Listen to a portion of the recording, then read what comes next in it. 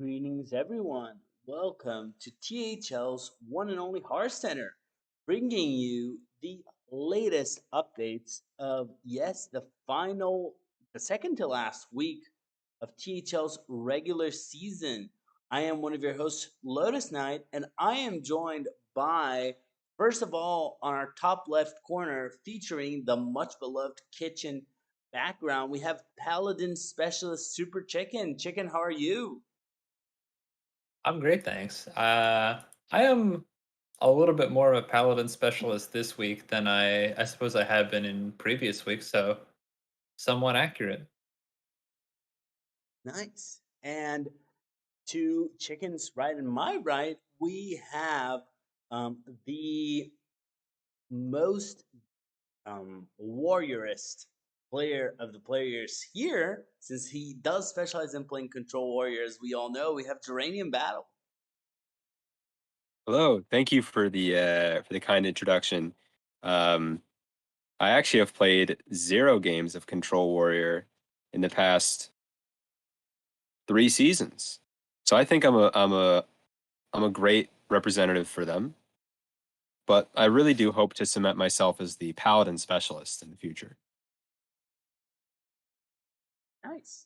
And below chicken, we have the one of the players fighting for crossover title this season. We have Neji Boston, the one and only shaman specialist here. How are you, Neji? I'm doing good. That is accurate because it's literally the only deck I've been playing on ladder. You got him. Nice. See, I know something about you all. And across from Neji, we have the other player fighting for crossover there. Ron Mexico, our hunter specialist and demon hunter sometimes. How are you, Ron? Hey, doing great, Lotus. Glad to be back. I missed last week, so I was away visiting family, but excited to see what happened in the last week of THL. And we're what this is the final week before playoffs, so exciting stuff to discuss. Isn't it crazy? It's the final week before playoffs. We're so close. Who's going to make it? We're going to talk about everything. There's so much to talk about. It's a packed show. We have our five PPRs, and these are our second to last PPRs. So if you're not in now, ugh, things are looking sketchy if you want to make it.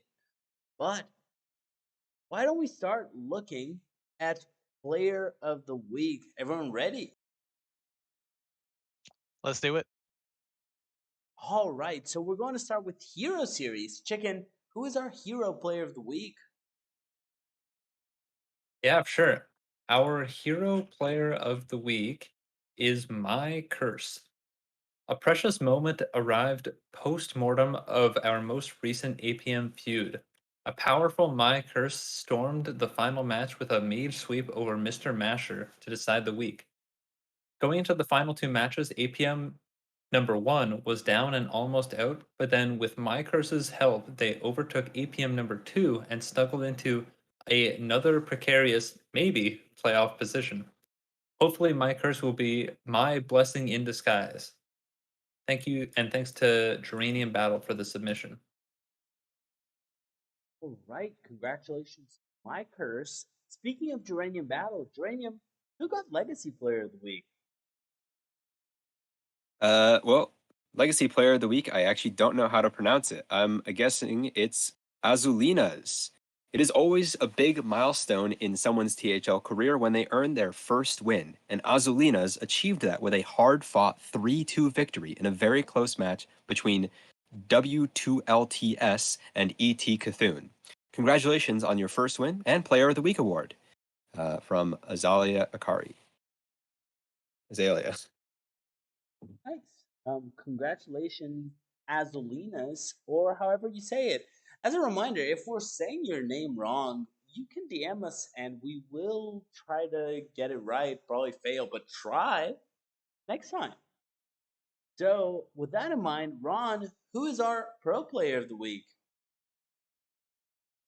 All right, for Pro Player of the Week, heading into week 6, there were only two undefeated players left in Pro. After week 6, there's only one. Are we giving player of the week to the last undefeated player? Of course not. But we will give it to the person who knocked off the other.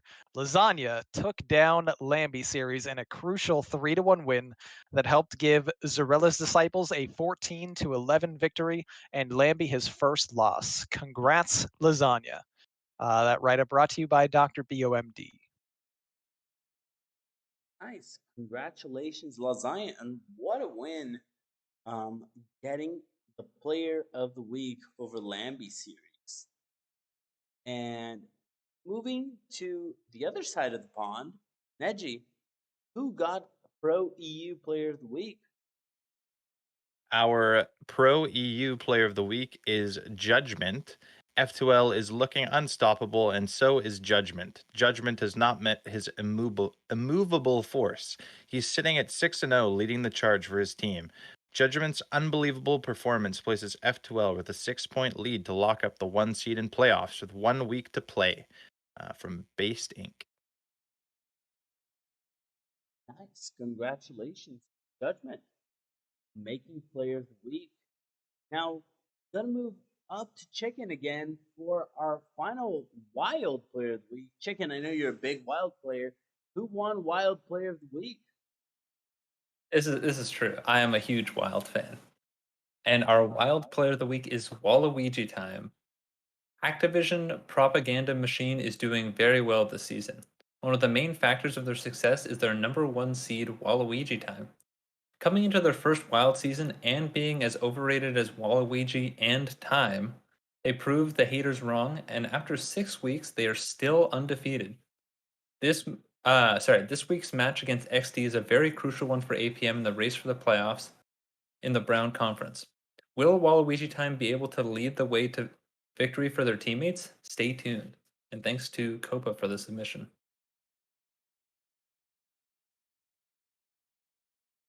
Yes, thank you for all the submissions. Thank you, My Curse, Azulina's Lasagna, Judgment, and Waluigi Time, or I don't know how to say it. I am not a great pronouncer, so Ron, how do you pronounce this one? Just time.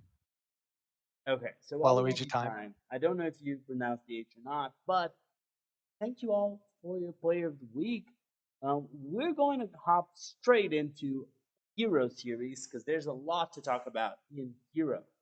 And to start us off, our first match in Hero series tonight is Dola facing Sorry Lads acquires the title. Ron, tell us about that one. Absolutely. So our first match that we have was a really close one. Department of League Administration got a 13-12 victory over Sorry Lads acquires the title. I can't remember the ordering of the matches, but we had myself in the 1 seed against fellow Hearthcenter host Super Chicken, and it was a close one. 3-2. I got a reverse sweep victory actually to take down the 3-2 victory there in the 1. In the 2, our esteemed host Lotus Knight took the 3-1 victory over 9 Eyebrows.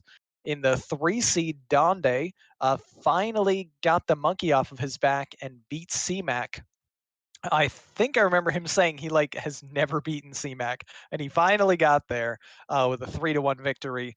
In the 4 and the 5, Sorry Lads did really well, picking up a lot of points there. Skirt Reynolds taking down 2-star Mako, handing Mako his first loss of the season with a 3-1 victory, and You Kidding Me taking a 3-0 victory over Saku in the 5. It was just barely not enough. One point of interest I just got to mention is right after Shock Spitter got nerfed, I got a DM from Super Chicken with our upcoming match. And he said, "Rip Bozo, fraud Mexico can't get his Michael Mouse wins anymore." And see, right there, I knew he was gonna get reverse swept. And that's just how it goes down sometimes, you know. It was Oh a fun match. man, it was such a funny series too. Like going up 2-0 with Pure Paladin, going into like the best remaining matchup for the deck, and then getting reverse swept is certainly something. Man, I it did a was little like high rolling. it was like I mean it was like very very high rolling on both sides. I found at least like the paladin versus the shaman game, having the what's the one that reduces the stats to 1? Like having that card Oh against yeah, that was like that ended it.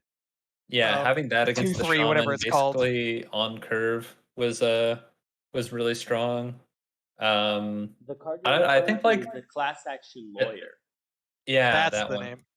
And then against the rogue, I think like neither side drew particularly well, but I drew like I think a little bit better and then just got a bit ahead. But yeah, the rogue game, like I think I passed my turn 2 or something like that, but you ended up like bricking a lot of your draws and Yeah, uh no, you turned into Smork Paladin for a bit there, and then it yeah. just swung back the other way. But it happens like that from time to time. By the way, I don't think anyone actually mentioned, but what class do you think Ron Mexico swept back with? Which one could it be? Who Yeah. knows? I should have known, really. Um, Honestly, I screwed up not banning the Paladin, and I guess Chicken screwed up not banning the Hunter, so we both got punished. It was a funny one. But yeah, yeah, I this mean, this was like a tight match against two teams that I think are headed for playoffs. So it'll be interesting. See if we maybe meet up again. But even though sorry lads didn't pick up the victory here, they got enough points and they're easily in striking distance to make playoffs and make some noise. I just want to mention that this was 3 players' first loss here. So this is Super Chicken's, Nine Eyebrows, and Two Star Mako's first loss of the season. It's crazy. That is nutty. I want to ask Chicken if there's anything else he wants to share that maybe Ron forgot, anything special. Um, I don't think there was anything like too interesting like that Ron hasn't mentioned yet. Like it was pretty crazy. We had 3 or 4 undefeated players going into the week, and we came out with 1, which makes PPR a little bit easier for people to digest at least. Um, but yeah, it was a pretty crazy week. I mean, I certainly expected it to be close. As probably did like most people playing this week. And I think it's a good preview for if these two teams meet in playoffs. For sure. Yeah, I think well, there's a pretty good chance. A, there's a pretty good chance they make playoffs, and B, there's a good chance we see them later. But will keep us moving tonight into our second match of the night. We're going to talk about Dead Legend here. And who else to talk about Dead Legend than Geranium Battle? Geranium, tell us about Dead Legend facing APM. Yes. Dad Legend took the week over Always Packin' Mana 14-12. The 1 seed did go Venus Mimoni's way in a Game 5 match, but Desharmo took Game 5 over Sub Skittles. KSW got the sweep over Pescatarian. Risen got Game 5 over on Osmonaut. And then finally in the 5 seed, Yellow Dart captaining and sweeping over Yfair. Pretty interesting that these are your DH representatives here. We saw no DHs in the last match, and then here we see 4. Do you think these were played early? I don't remember them being played early. I think people just were okay with DH because I mean like Skittles has Warlock. I don't think Warlock was really brought that heavily before. It was either. Oh, Neji, anything you want to comment about this match? Yeah, just something in general. I think it's nice to see a lot of class diversity. If you look at this match, all 11 classes are in the match, which you definitely would not have seen before the nerfs. So happy to see that. Makes things more interesting for sure. But for the match, ended up super close. But Dad Legend continuing their push into playoffs. Any final thoughts anyone else wants to share about this match before we move on to our final hero match of the night?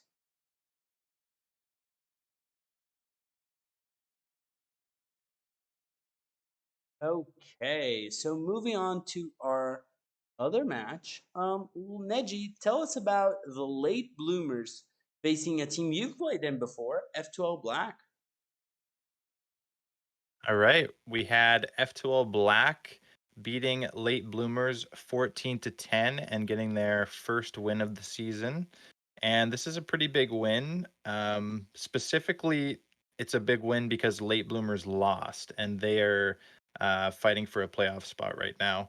And we'll look more into that when we look at standings. But for our matches, we had Nice Jewish Owl subbing in for Justin and winning 3-0 over Rebob.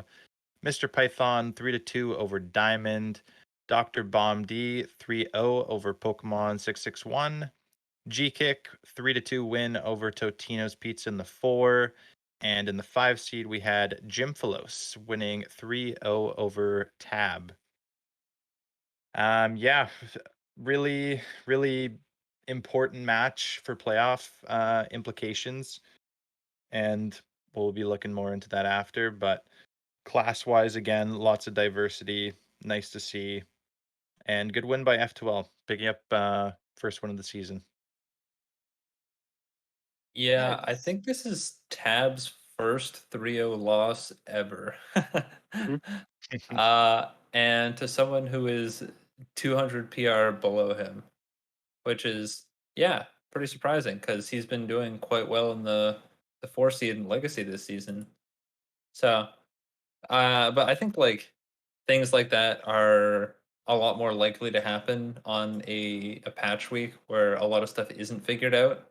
So it's not certainly not the most surprising thing possible.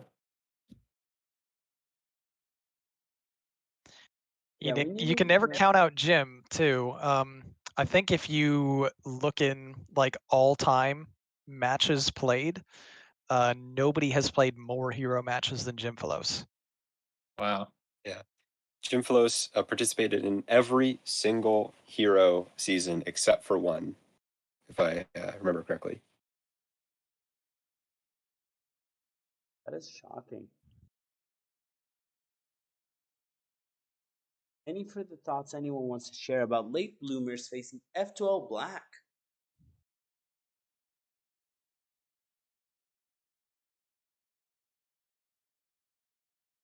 So, taking a look at the standings now, let's see. Chicken, why don't you tell us what the standings are looking like? Because I also want to know what teams still have a chance of making it in Hero. What is going on? We have just one more week left. Yeah, so in Teal Conference, we have the Department of League-Wide Administration at 105 points. Sorry Lads acquires the title at 98, tied with F2L Obsidian, also at 98 points. Then below them, we have Dad Legend at 95 points, Always Packin' Mana at 72, and finally we have the Cult at 39. So I think I assume Dad Legend has beaten APM or like Always Packin' Mana this season. So that would mean that Dad Legend or everyone in Teal.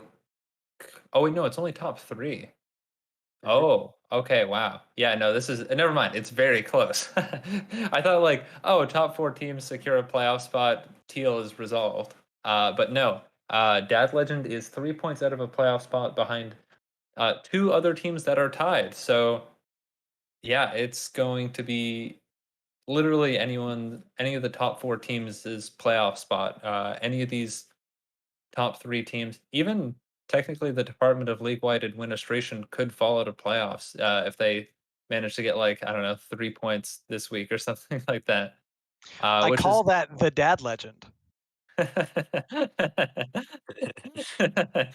So it's Okay. kind of interesting that This dad is legend could be true. the one that could supplant us, but I But think it's yeah, unlikely. It's it kind of is their MO to it is do the other technically thing. possible, but yeah, unlikely that the first place team falls out of playoffs. But yeah, it is really anyone's game here, which is pretty crazy. And then yeah, taking a look at Purple Conference, um, it's also fairly close as well. We have Ice Clown Citadel sitting at the top with 98 points. Then the Late Bloomers at 90. The first APM team abusing PR management at 88, and then another Pleasant Meeting at 85. Then at 78 points, that you have ET Yasharaj, and then in last place is F2L Black.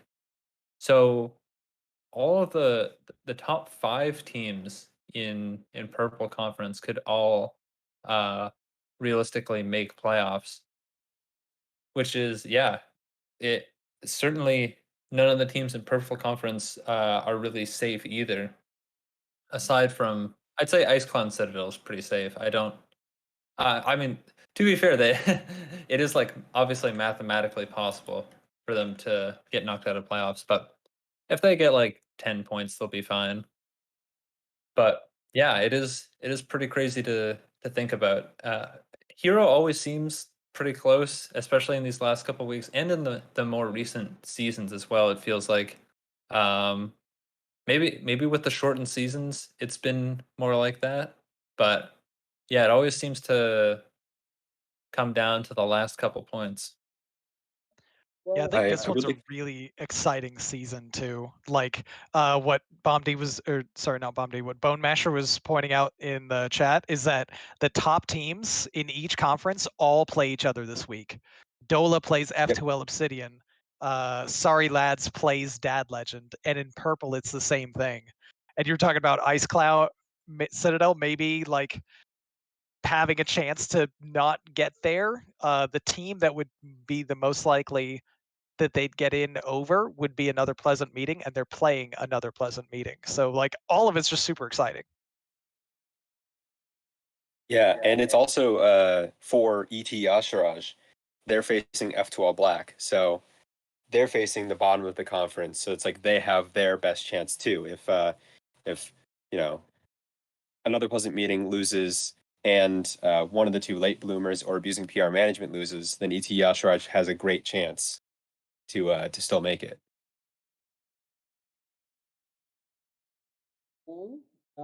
It's gonna be a crazy week in Hero, but I'm going to keep us moving because I want to sleep at some point tonight, but there's so much show still left. So let's go straight into Hero PPR. Neji, tell me who made Hero PPR? All right, starting with our honorable mentions at 15th, we have Osmonaut at 3-3, 14-14 game score. Then we have Always Just in Time, 3-2, 13-11 game score. Then Copa is 4-1 with a 12-4 game score. Andy Rogers 4-2, 14-9 game score. And You Kit and Me rounds out the honorable mentions, 4-2, 15-7 game score.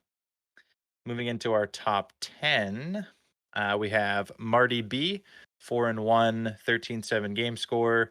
Then we have Eternal, 5-1, 15-9 game score. Venus Bimoni, 4-2, 16-8. Risen is 4-2 and 16-13 game score. At 6th place, we have Donde, 5-1, 17-9 game score. 5th place is Ridiculous Hat, 5-1, 17-8. 4th place, 9 Eyebrows, 5-1, 16-8. Also 5-1, 16-8 is 2-Star Mako at 3rd place. Then we have Super Chicken, 5-1, 17-8 game score. And number 1, Ron Mexico, 6-0, 18-9 game score. So we can clearly see this is rigged towards Hearthcenter casters. That Nope. it is. Where am I? So rigged. That's what I'm saying. Where am I? There is sorry guys, there is a minimum bar for entry, but if you can get on the list, it'll surely be rigged in your favor.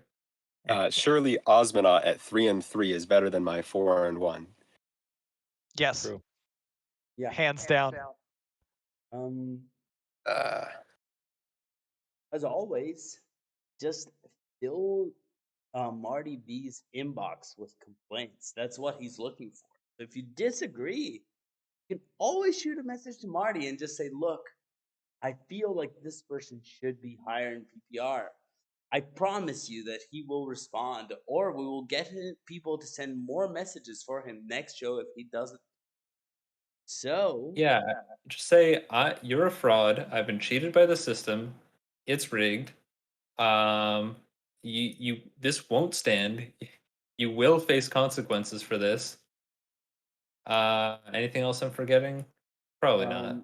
I And think that's open it. it Yeah, up. he loves that. He absolutely loves that. Mm-hmm. give me And your hey, spot on the rankings.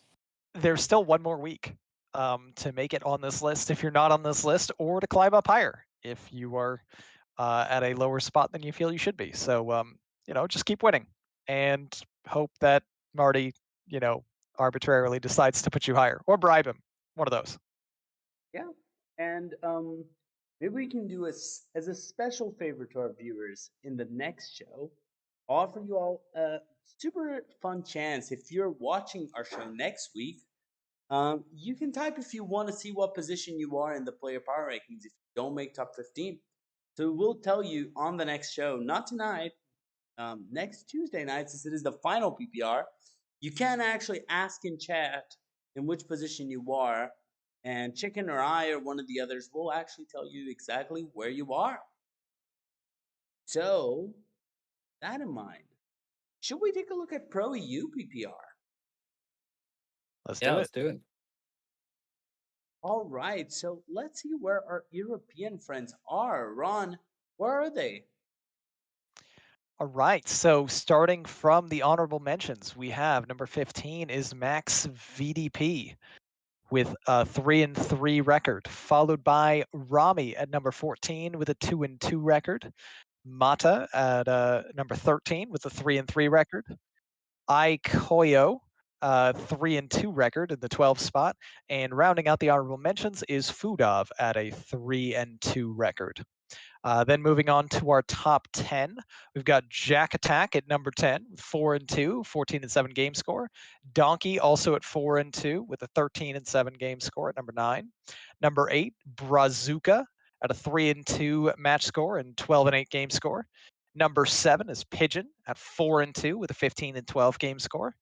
Paliuha is number 6 with a 5-1 record and a 15-11 game score. Lasagna, number 5, 5-1 and 15-8. Number 4, Connor at 5-1, 15-7. Chewy at number 3 at 5-1, 17-8. And lastly, we have our undefeated players trying hard to get that MVP for Pro EU, and both of them teammates, by the way. Itachi, 6-0, 18-6. Not quite as good of a record or as impressive as a 6-0, 18-7, apparently. So Judgment takes the top spot for now. Be really interesting to see how the season ends up. Congrats to all these players. Congratulations to all our 15 Pro EU PPR players. Anything anyone wants to say about EU as well?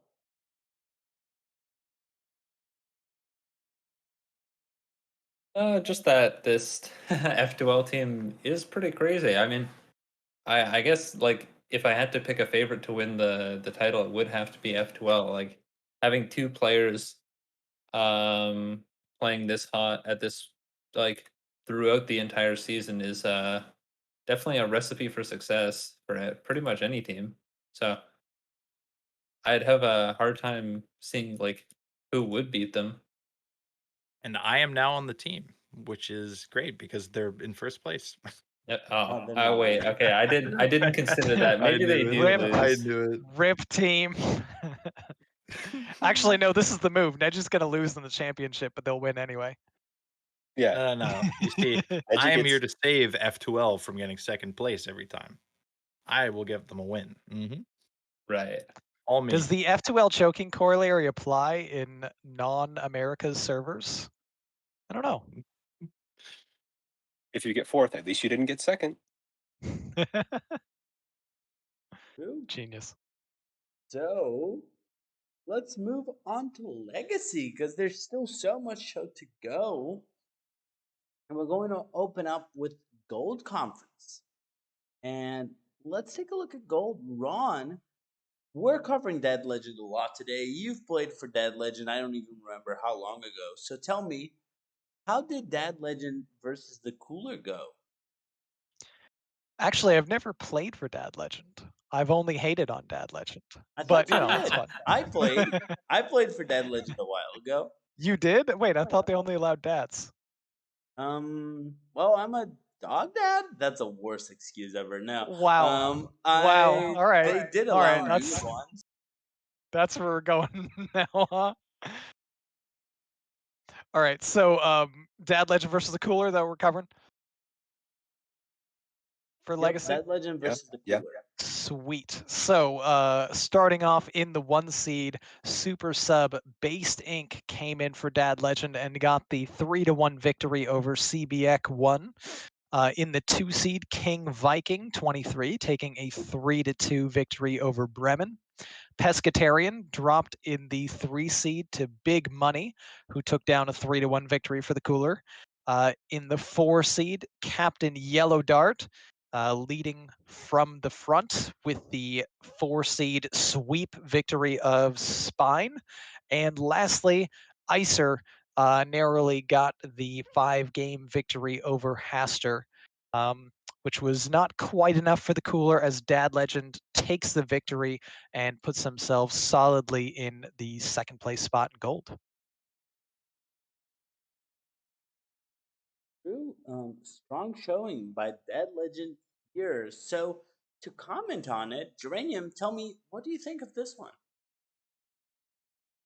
Well, first, I'd just like to note we also covered the other Dad Legend match, and Yellow Dart swept in that one too. So that means Yellow Dart went 6-0 this last week. That's pretty good.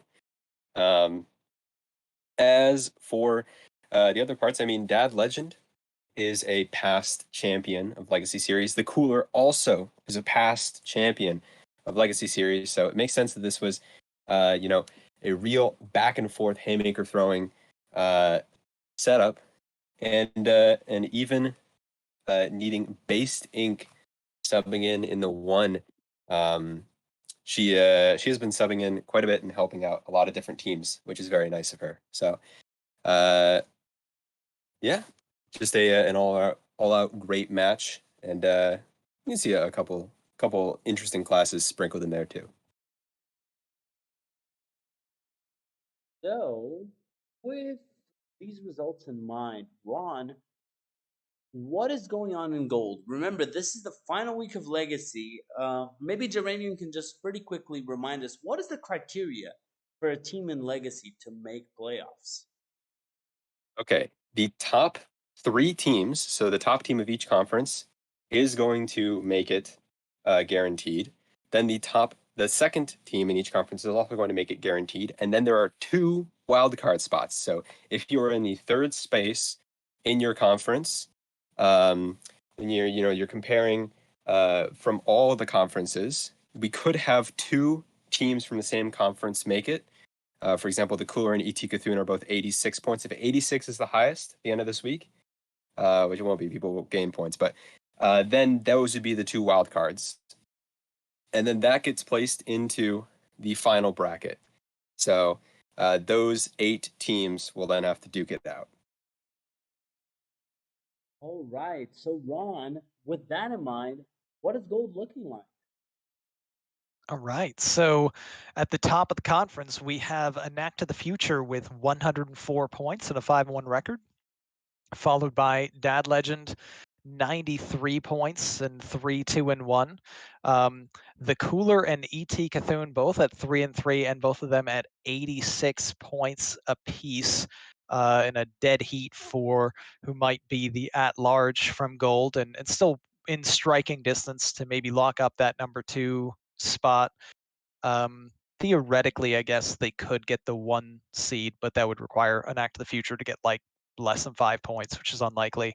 And then we've got Activision printing money, my favorite name of all of THL season. Sadly, looks like they're going to have a rough time making playoffs, but there's still a week left. And if they have a big week, they can make it there. 77 is close enough to striking distance. And finally, W2LTS, which I believe has been mathematically eliminated at this point. I mean, I don't know. It's really hard to say with 8 teams making it and 2 wild cards. Maybe a 23-point week from W2LTS and horrible weeks across the board from a lot of other teams or like middling. But I mean, that's a stretch. In any case, all of the other teams from top to bottom in gold at least have a chance at playoffs, with the top 4 looking very well positioned to, at the very least, reach one of the at-large bids. For sure. Any final thoughts anyone wants to share about gold with this in mind?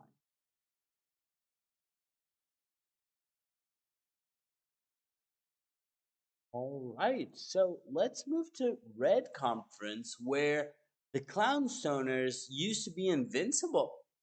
Neji, are they still invincible? Yes, but don't look at the score.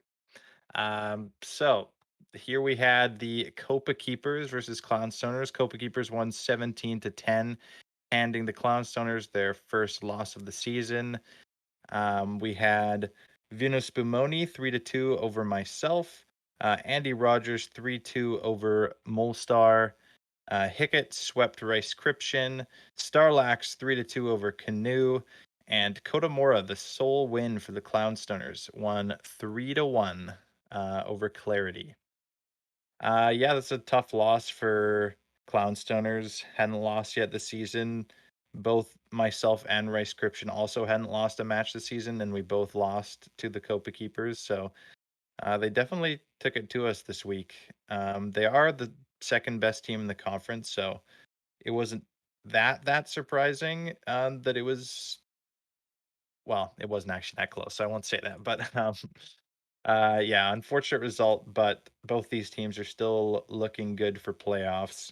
And I can comment on my match. I got reverse swept in mine playing Big Spell Mage, which was a lot of fun. You always got to get that loss out of the way. It's all championship teams know this. You can't end the season undefeated. It's a It's curse. true. Whoever Ron is playing in Hero this week is about to have a very good time. That would be based, and we're playing on stream on Sunday at 9 p.m. Eastern. And I'm very worried. I I thought it was going to be easier, and then I was like, "Oh, base subbed in just to beat me. Great, thanks." Geranium as captain, do you have anything you want to add about this match? Yeah, I can talk a little bit about some of the other matches here.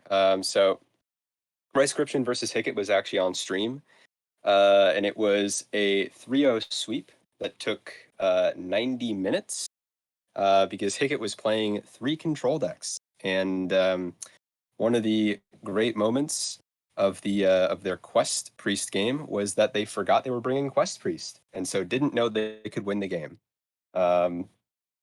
So yeah, two different games there went to fatigue, and so in retaliation, Kodomora also brought full control to mop Clarity up. So a bunch of game fives, a bunch of really close sets there, and then yeah, some revenge at the very end there. But as it stands, we're hurt, and while our feelings are hurt, we'll just have to take it out on whoever's next after this. Sorry. All right, so Neji, what is Red Conference at the end of the week looking like? We had Clownstoners just open a huge gap, and then everyone else was kind of together, just walking around. What is it looking like? Yeah, so we have Clownstoners still at the top with 113 points. Copa Keepers are in second place with 96 points. F12 White close behind with 90 points. Defias with 86 points, Vanish Venters further down with 67, and Hero Power Button Pressers with 63 points. And if we remember back to, I believe it was Gold Conference, we looked at the teams that were just out of playoffs had 86 points. So currently F12 White is ahead of them, and Defias is tied for those wildcard spots. But could still overtake Copa Keepers potentially as well this week. So before we move on to silver, I want to ask you a bit, Neji. Do you think this effect of just feels like there are more teams together than usual? Do you think this is because of meta? Do you think there's something leading to this? What's your opinion? And I'll open this for everyone after Neji answers. I mean, the meta that we've mostly been playing in was just like Rogue and Demon Hunter Stone. So if you were good at one of those decks, because the other one was always getting banned, then that could help you. But I don't know. I'd say it's probably just random. I don't think there's necessarily a trend with the meta to how close it is right now.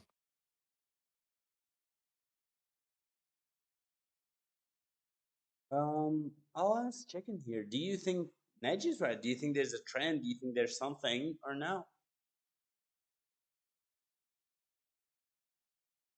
Oh, sorry, I was muted. Yeah, I do think like it has to do with the meta being shaken up a bit. And then yeah, I think like there's a much greater class diversity. So like someone could just submit 4 classes that they like and it could just by happenstance um be a really bad matchup into another person's 4 classes that they like. Whereas before you weren't really seeing that as much because most people would be submitting Rogue and Demon Hunter most of the time, and then there would maybe be a little bit of variety between the last 2 classes. But even those last 2 classes weren't that diverse. You saw a lot of Mage, you saw a ton of Hunter as well. And then after that, it kind of dropped off a bit. There was like a bit of Shaman, a little bit of Priest, but not too much else. So yeah, I think it's mainly just that we're seeing a lot more diversity and there's a lot more kind of variance in what people can bring. Right. So I'm going to use this opportunity to move us to silver. Now that we've discussed a bit of the format, 'cause Silver has a different picture. I would say Silver is the most extreme conference we're going to talk about this whole time, as it has been for a long time. So let's talk about standard THL degenerates facing rats of average size. Chicken, how did that match go? The standard THL degenerates took a 13-11 victory over the Rats this week, getting 16 points and keeping them in or putting them in second place behind the competitors who were tied with them, I believe, to start the week. Because I think, yeah, we got 19 points. So, yeah. But yeah, they are still fairly securely in a playoff spot. Getting the win over the Rats was pretty huge for them because it gives them like they got 5 more points than the Rats this week, and they were already a little bit ahead. So this gives them a bit of a cushion. The Rats can certainly overtake them. Just looking at the 9 point gap here, but would have to be quite a few points from the Rats, and certainly a down week from STD. So STD is pretty securely in a playoff spot, especially with the wild card slot. I think pretty much secured for them as well if they don't get the second seed in silver. So I think both of these teams will probably make playoffs because I actually don't know who the Rats are playing, but I know STD is not playing. Obviously, they're not playing the Rats next week, and they're not playing the competitors because we played them earlier in the season, so they shouldn't have too tough of an opponent this week. If I were smart, I would have done my research on this. But anyway, I think both of these teams will probably make playoffs. And yeah, we should see some more weeks from them. All right, Ron. Anything you're thinking of when you're looking at the standard THL degenerates versus the rats of average size? Yeah, just also um, to comment on the upcoming playoff picture. STD plays against the Stubs, who aren't exactly eliminated, but are close to it. Going to have a tough time making it. And Rats plays against Hot Zilfs, who I think are eliminated at this point. Um, so the playoff picture looks interesting. This just sort of looks like a playoff preview match. So a really close one that could have gone either way between two teams that might wind up playing against each other in the very near future in playoffs.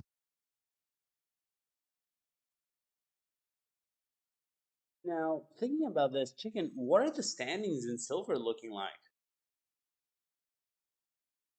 So in Silver Conference, we have the Season 23 format best of 5 with one band competitors at an even 100 points.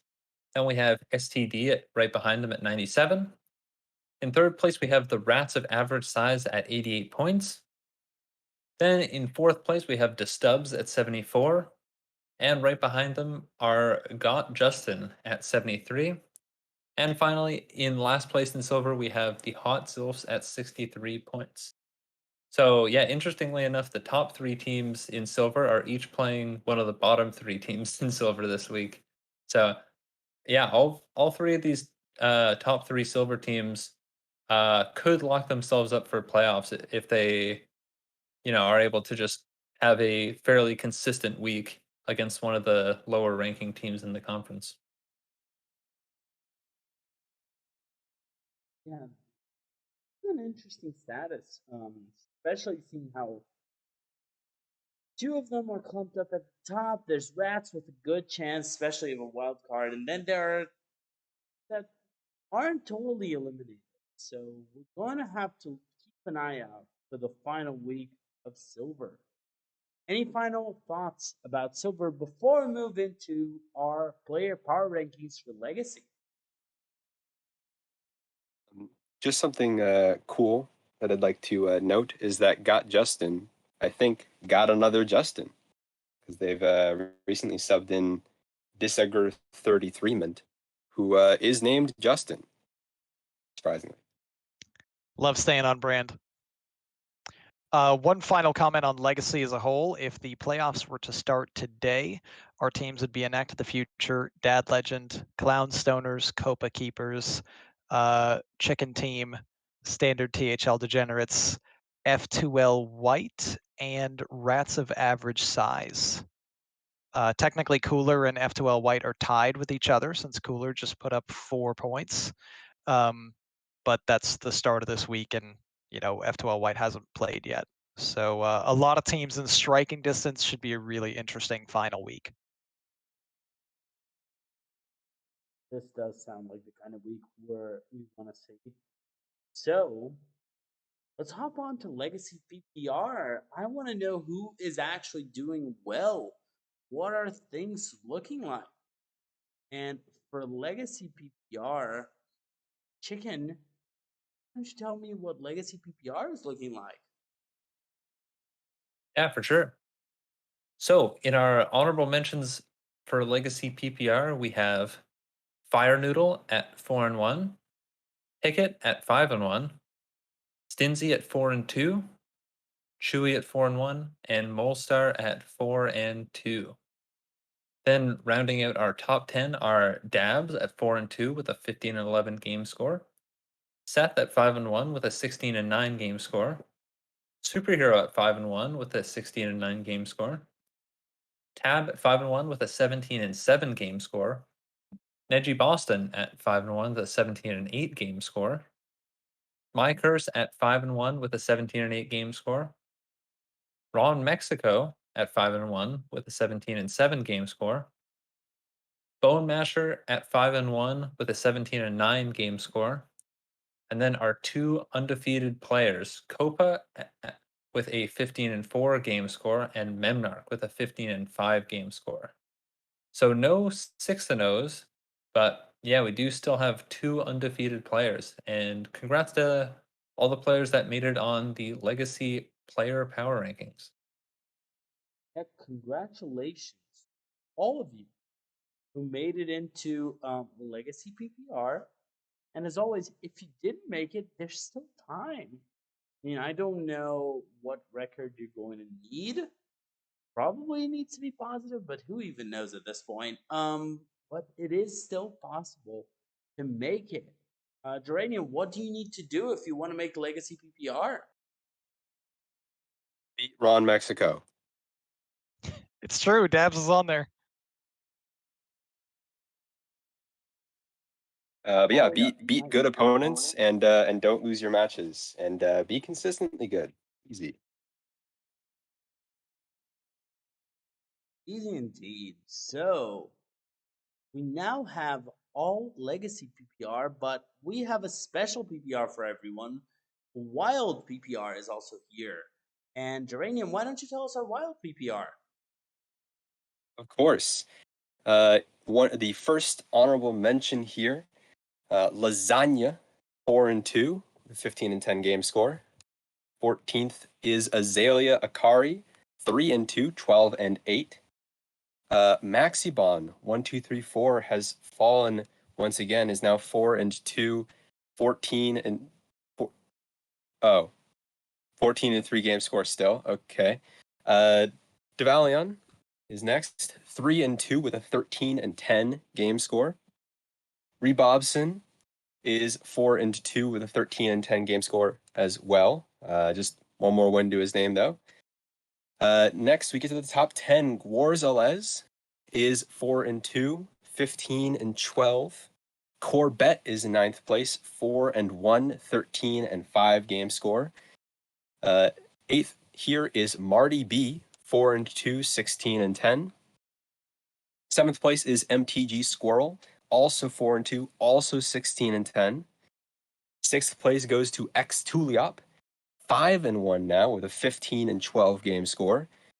Another 5-1 player here, Tiger Eye in 5th place, 17-11.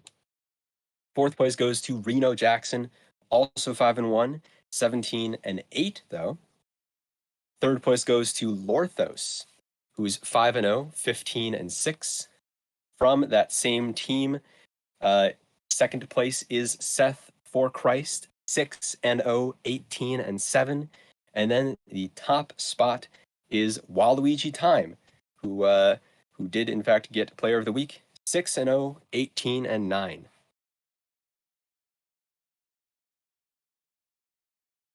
Wow, what a wild group. Congratulations to every single one of our Wild Series PPR players. And, I would say there's still time. Wild is so packed. Who even knows at this point? Just keep it going. One more week, and we're going to see who is still on top of Wild PPR. So, moving us back to the main screen before we go to Pro, we have our commercial tonight. And I know you all want Ron to read it. I want it too. So, Ron, why don't you tell us what is Twitch Prime and our commercial about tonight? I'm sure everyone understands what you're going to say right now. Of course.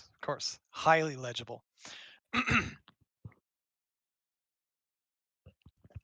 Yo, yo, yo, yo, yo, yo, yo. Hey there, Twitchy viewers. Have you subscribed to Team Hearth Fatigue? Bet then Mako today the day to be Big A League, EU self, and subscribe to our flannel.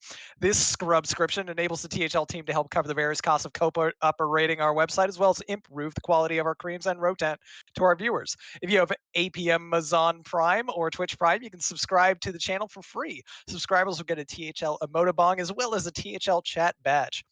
So hit that thumbs down button and keep the notifications bing bong to make sure, Lee, that you don't catch our team Bat Chess Bing live.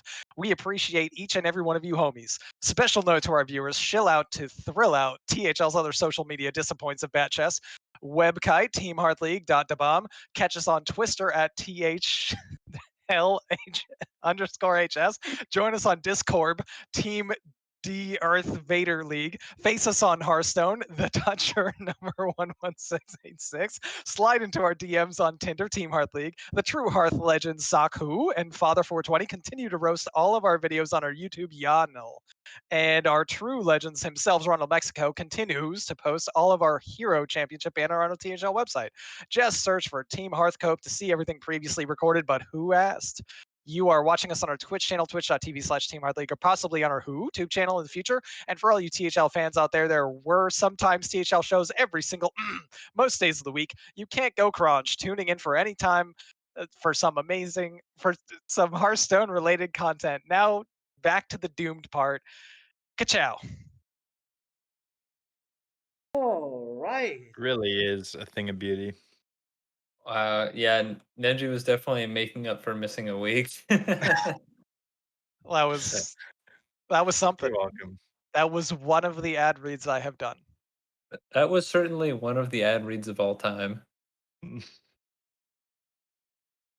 Awesome. So, let's see how the commercial ends this season. Because with the rhythm it's going, I'm pretty sure we're going to have 100% non-words in a few weeks. Just give it a bit more time to brew. Now, let's hop on to Pro. We're going to start by looking at ET Yogg-Saron versus Sugoi for Black Conference, and we have Geranium to tell us about that one. Yes, E.T. Yogg-Saron took a close week over Swagoi here with 14 to 12. The top spot did go to Cookie Monst, who continues to destroy here. Game 5 victory. Then it went down to Diarist Bear, who took Game 5 over Risen. Trito 2 took the sweep over Leo Daric. Gimme Lamp took Game 5 over Edelweiss.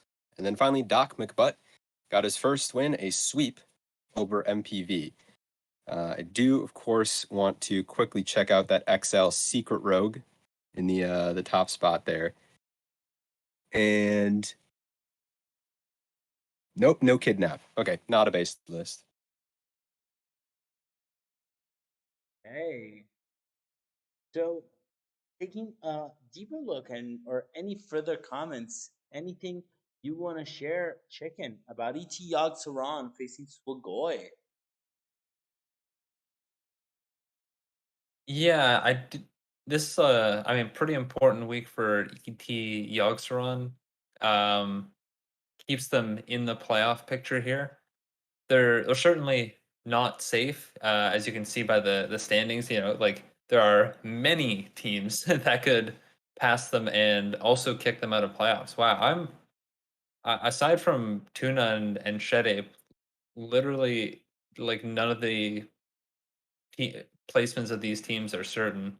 Like any of these teams could make playoffs. Any of these teams could follow to playoffs. So good on ET Yogg-Saron to keep up the winning here. And for Swagoi, they can still make it. Like very much so. I mean, they do need a really really big week here, but it's They it's are certainly facing not. Brushy Tuna. Well, To be fair, Brushy Tuna that's has already locked up playoffs and has nothing to play for. to be fair, Brushy Tuna has Ron Mexico on the team, so how well could they really do? This is true. That is true. I do agree with Ron. Brushy Tuna and Shede might just choose to take a break week. Who knows? So we will see what it looks like. Any further thoughts about ET Yogg versus Segway before we go on to our second Black Conference match?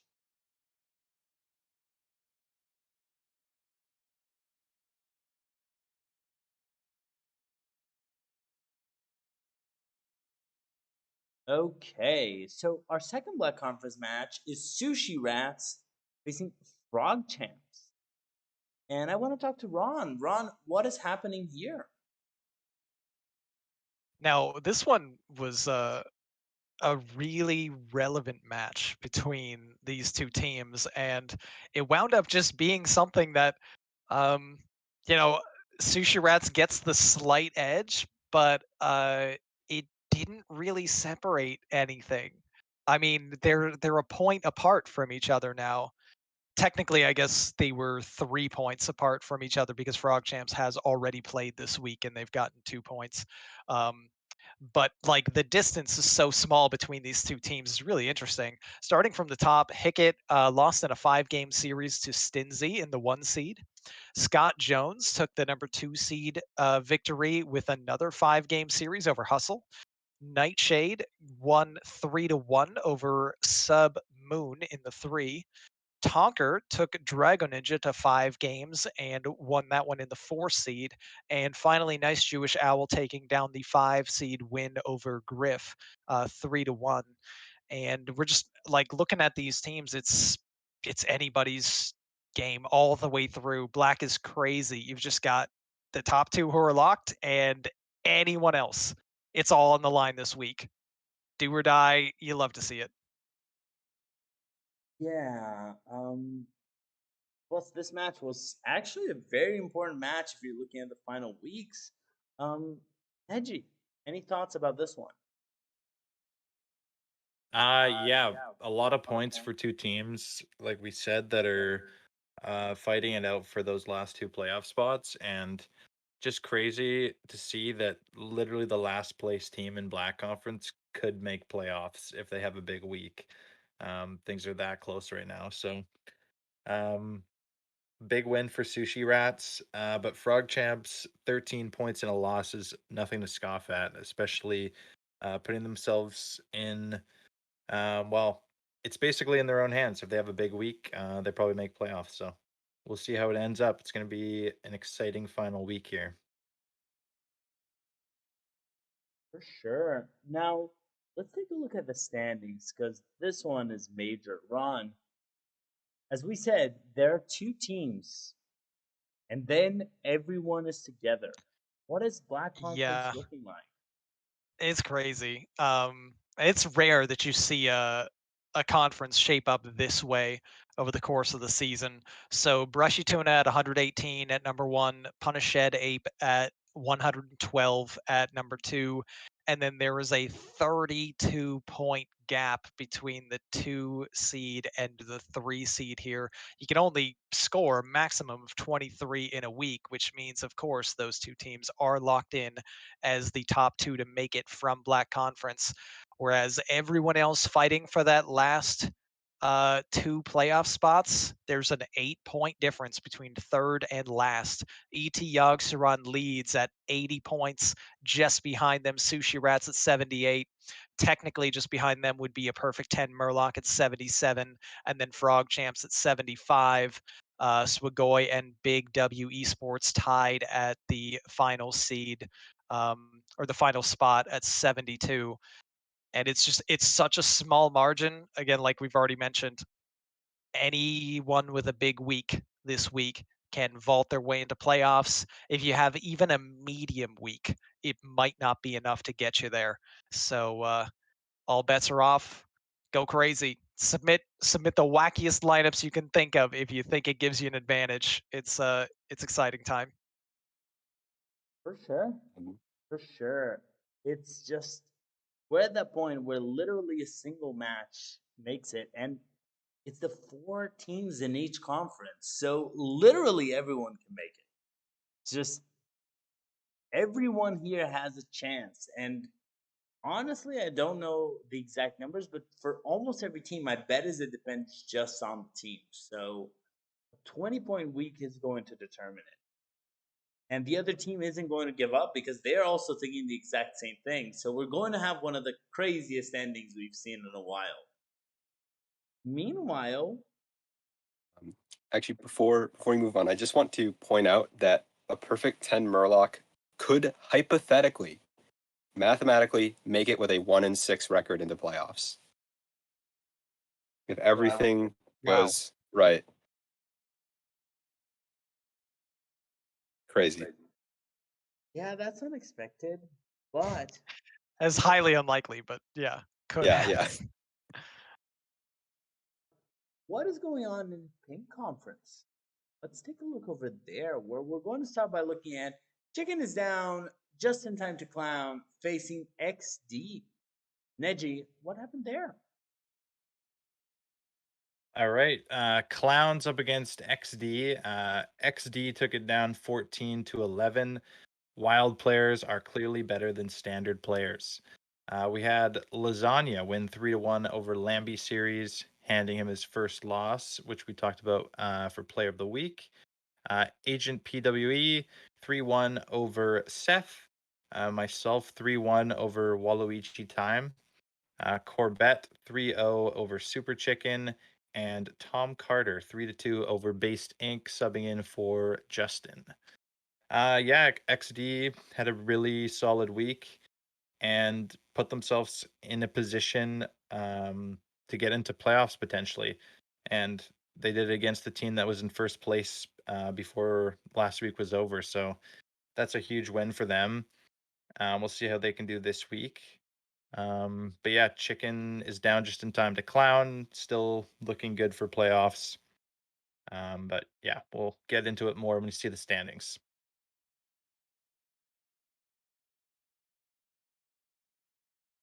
So, Chicken, any comments you want to share about this match? Yeah, I did bring Rogue because I thought it might still be good and then got swept on it. So I think it might not still be good.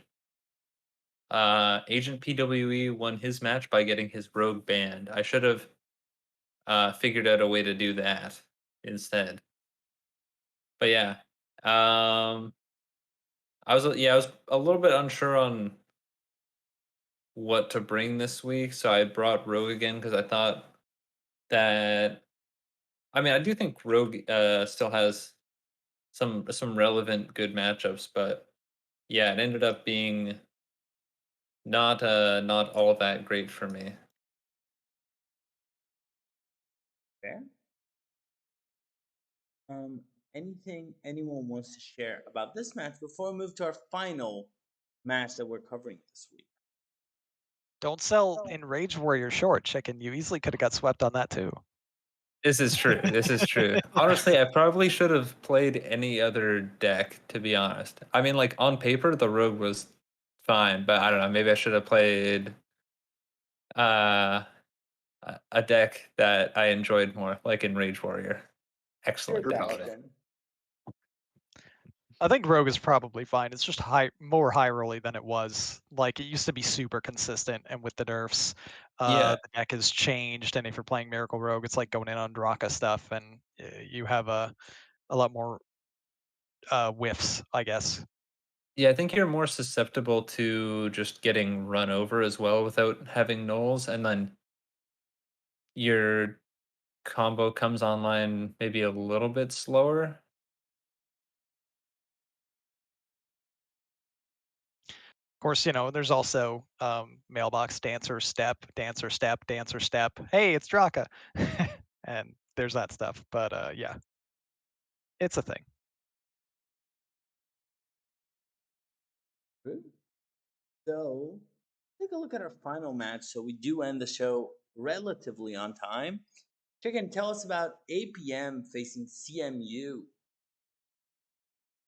Yeah, we have Arthas Peter Menethil, who fell 13-16 versus the Cheesemongers United.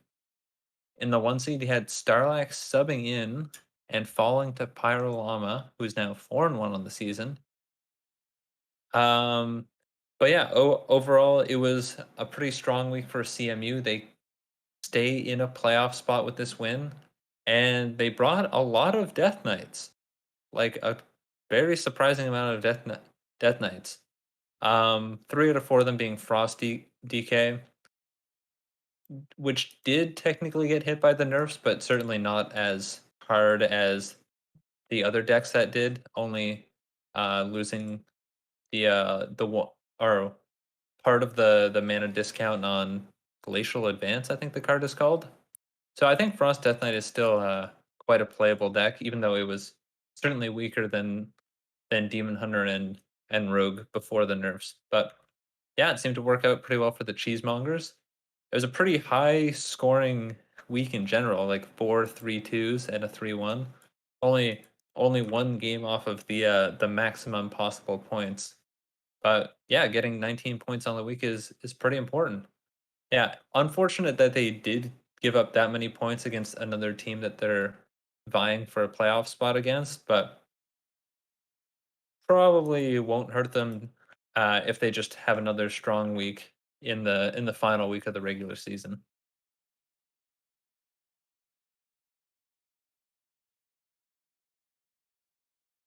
So let me ask you, Ron, any comments about APM versus CMU?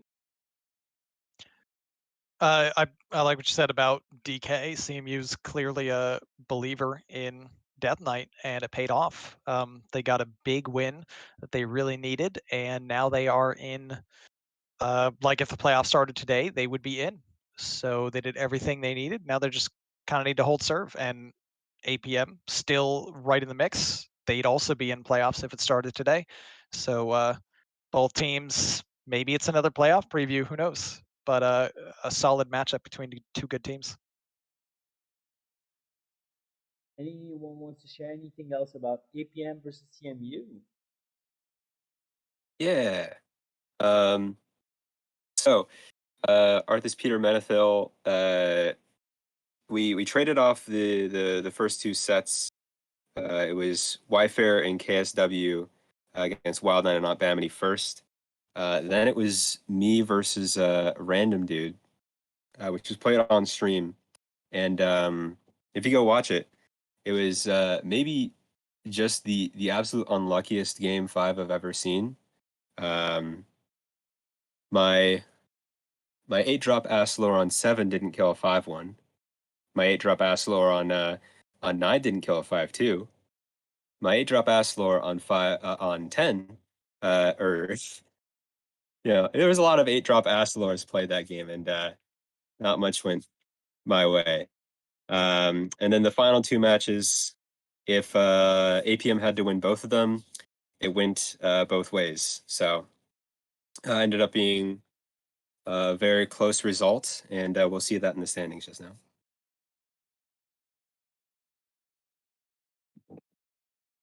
All right. So, with all of this, taking all of it into account, we now can look at the final standings for Pink. Chicken, what do the standings for Pink look like? Yeah, so in Pink Conference, we have F2L at the top of the standings with 104 points. And we have Chicken is down just in time to clown with 103 right behind them. Then in third place, we have Arthas Peter Menethil at 89. And then in fourth spot, we have the Cheesemongers United at 88. Then it's XD at 85. Big DK Energy at 81. The Opportunistic Pro Players at 73. And Zymox and Chill in 8th at 58. So yeah, certainly certainly still anyone's game for those last couple spots, and even uh the top two teams aren't mathematically completely safe. Uh Even though it is fairly unlikely that they will get knocked out of a playoff spot.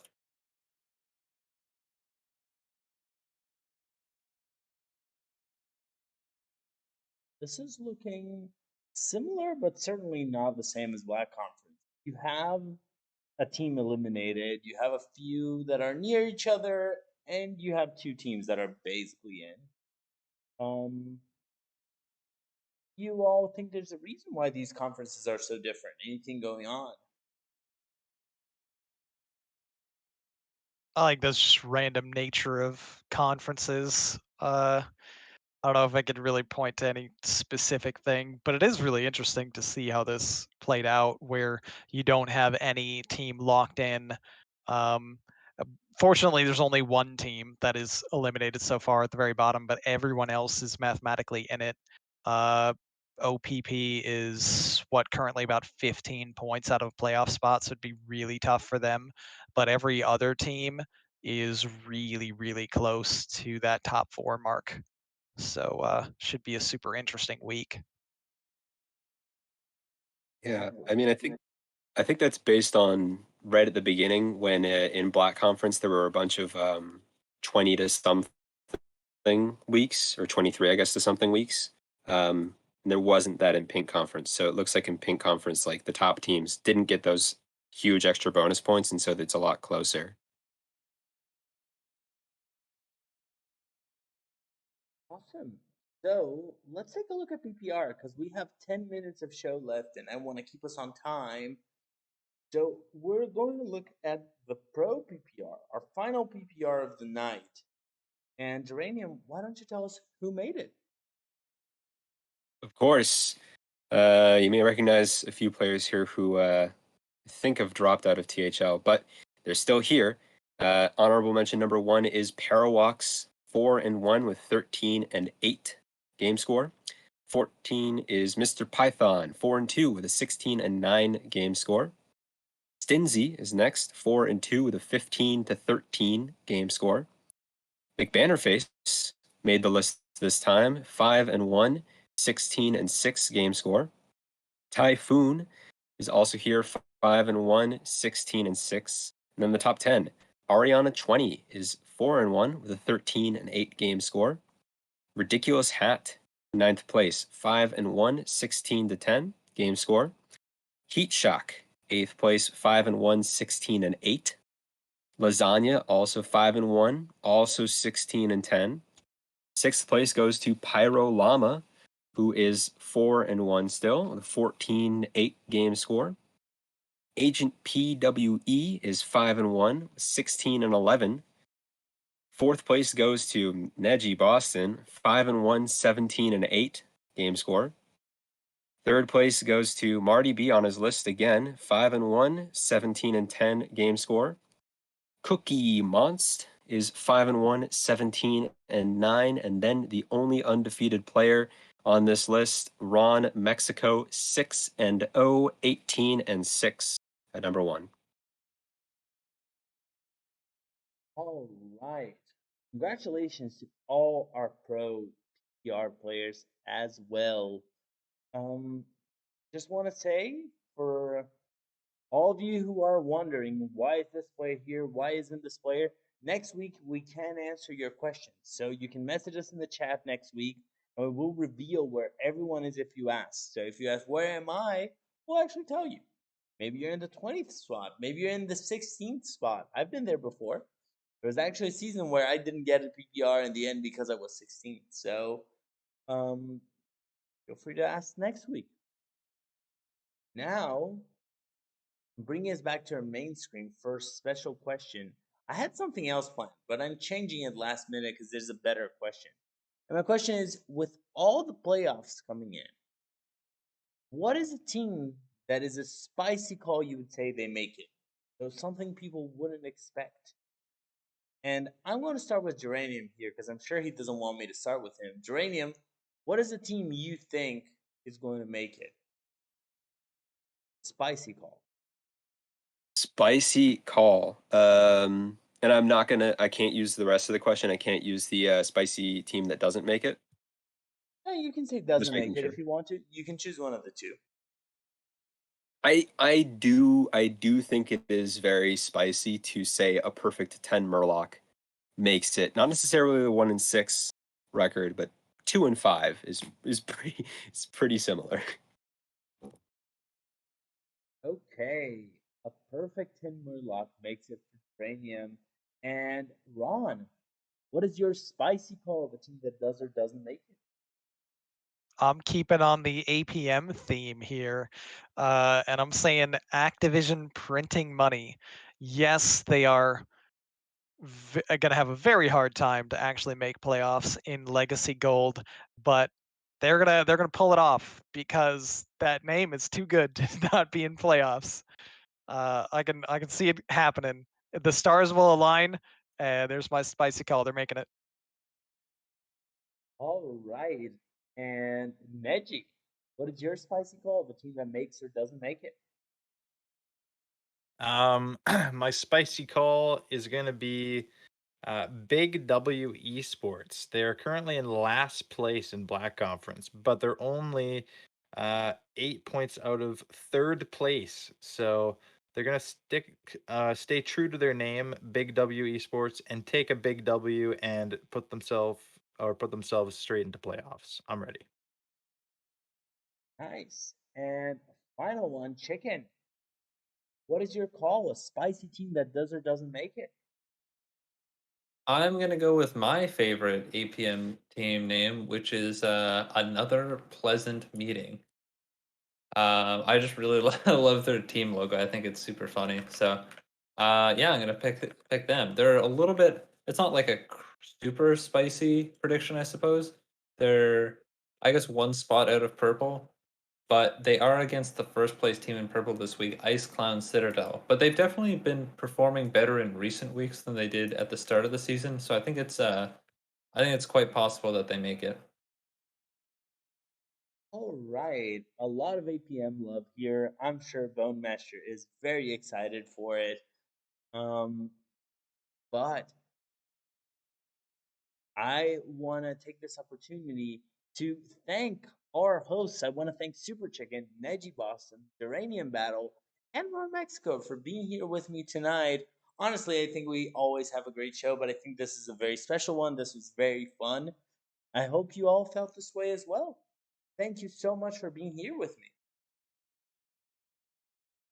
Always happy to be here. Thank you, Lotus, as usual. Best host. Yeah, no, it's another fun week, and yeah, I love getting to do a bit of speculation too, especially with how close all of these conferences are for some reason. I guess like it makes sense that they're in a shorter season. They're closer because there's less time for the teams to kind of get spaced out, um, uh, and for point gaps to be created. But yeah, I think even given that, it's still like incredibly close, and it's just super exciting to watch. So yeah, it's always fun to be on.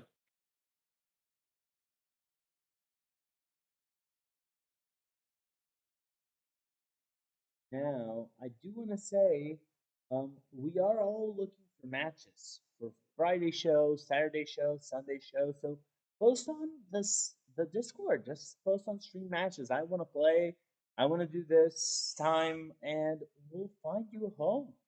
It's always fun to play on stream. Well, no, it's not low pressure this week, but you get free feedback from great casters, and you get to have fun with a friend while playing on stream. With that said, we will be back next Tuesday and we're going to be recapping playoffs. We're going to be making predictions. It's when the show starts getting crazy next week. And next week, it's honestly our biggest show because we also do final PPR. So I hope you're all excited for a crazy show next week. Um, we're going to see you all soon. Have a good night, everyone. Night, everybody.